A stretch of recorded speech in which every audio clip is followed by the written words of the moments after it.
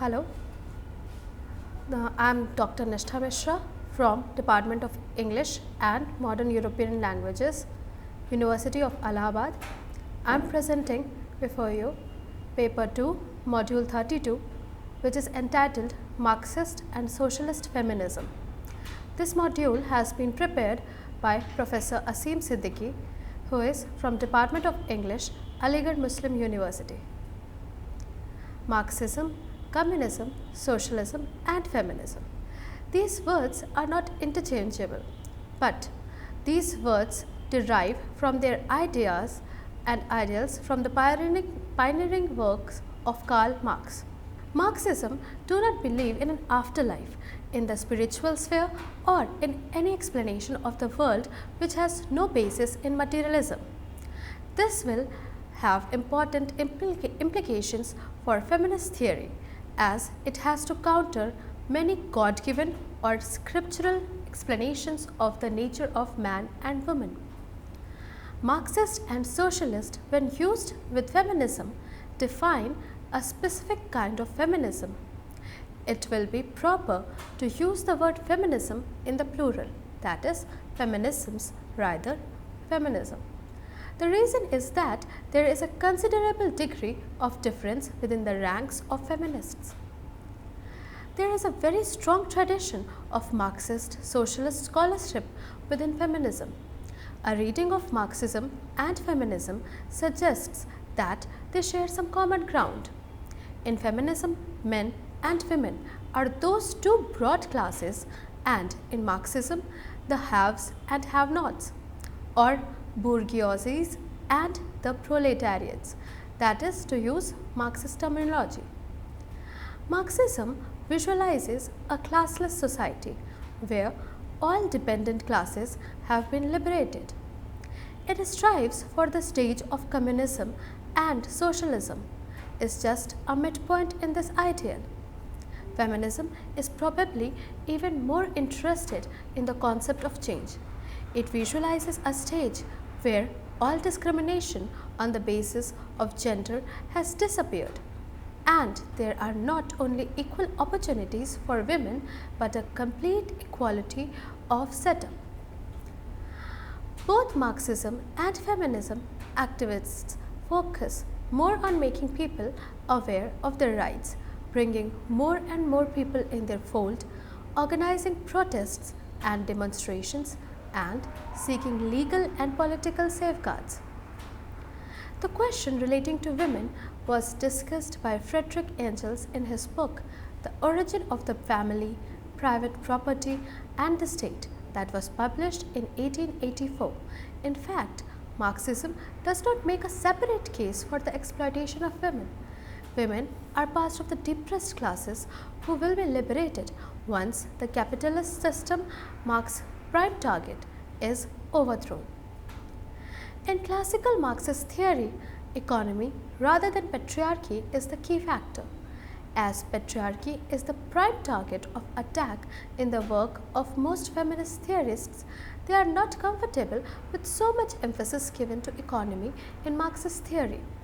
Obviously, many feminists find the exclusion of women in this scheme problematic, whereas traditional Marxist scholars believe that with the overthrow of capitalism, women would be liberated. Those who consider patriarchy as the main culprit in the exploitation of women, however, do not consider this to be more helpful. In traditional Marxist account, capitalism, and in the traditional feminist account, patriarchy is the target, and herein lies the difficult part, where Marxism and feminism separate their ways, and Marxist feminists are faced with the goal of bringing about a marriage between the two. Economic determinism is a very important concept in Marxism. Literally, this means that economy determines the nature of most things in society. The concept rests on the belief that society has an economic base and a superstructure. Superstructure consists of the world of ideas, which may include religion, art and literature. both Marxism and feminism are not satisfied with the existing state of affairs, and change is their most important concern. Marxism visualizes a classless society where all dependent classes have been liberated. It strives for the stage of communism, and socialism is just a midpoint in this ideal. Some feminist thinkers have sought a marriage of Marxism and feminism. Marxist and socialist feminists, as they are called, try to fill up the empty spaces in Marxism by supplying ideas from feminism. In their view, classical Marxism is sex blind. The proponents of dual systems theory believe that patriarchy should be given as much importance in any analysis of women's issue as capitalism. They are of the firm opinion that patriarchal relations form a system of their own which has a separate and distinct form. Patriarchy has existed prior to capitalism, and the two systems interpenetrate each other. Juliet Michel and Nancy Hartman are the main proponents of dual system theory, but they differ in their account of patriarchy. Iris Young is of the view that Juliet Michel's account of patriarchy is expressed in universal and non-historic terms, and it dehistoricizes women's oppression. Hartman, on the contrary, Young writes, emphasizes that patriarchy has a material base in the structure of concrete relations and maintains that the system of patriarchy itself undergoes his typical transformation. Capitalism and patriarchy both have a material base, but as Hartman emphasizes, they are interlocking sets of social relations. M.K. Radwan, 1984, rightly says that it should not be a matter of privileging classes over gender or vice versa, but of engaging in the much more difficult task of showing how and where such interlocking occurs. In liberal humanist tradition of feminism, there is a greater focus on the psychosexual aspect of experience, whereas in the socialist tradition, social oppression is more important. Psychic life is not considered very important in socialist feminism, and it tries to socialize what it can of its psychic portions. The work of Mary Wollstonecraft, Rousseau, and Virginia Woolf, she pays special attention to these social feminists and their response to fantasy and desire. Marx famously said that the philosophers have interpreted the world, the need is to change it. Ideology is a key concept in Marxist theory.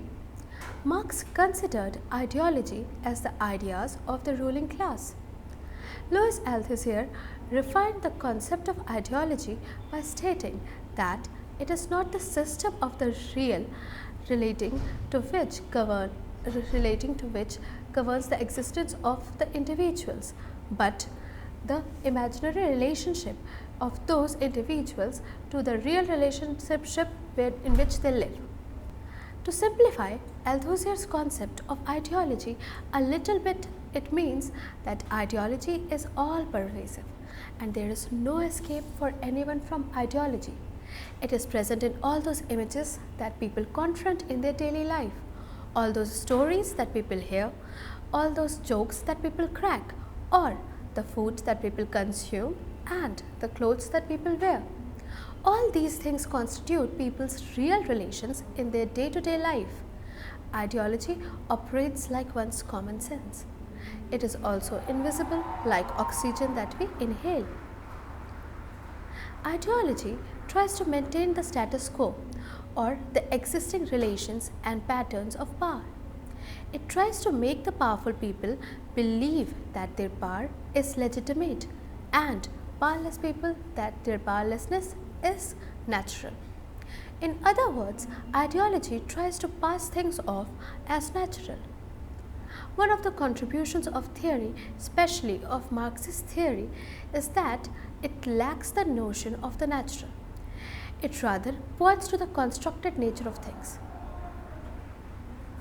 According to Althusser's concept of ideology, ideology is all pervasive and there is no escape for anyone. The concept of ideology was also used by Pierre Macquart in his highly original work, A Theory of Literary Production, that was first published in 1966 and then republished in 2012. Discarding the old ideals of unity, as Terry Eagleton explains, for Macquart, the literary work of art is discentered and internally displaced. It is so to speak split apart from within by the virtue of its relation to what lies outside and inside it. The ideological world upon which it goes to work. The clear division of roles for men and women in society also reflect the role of ideology.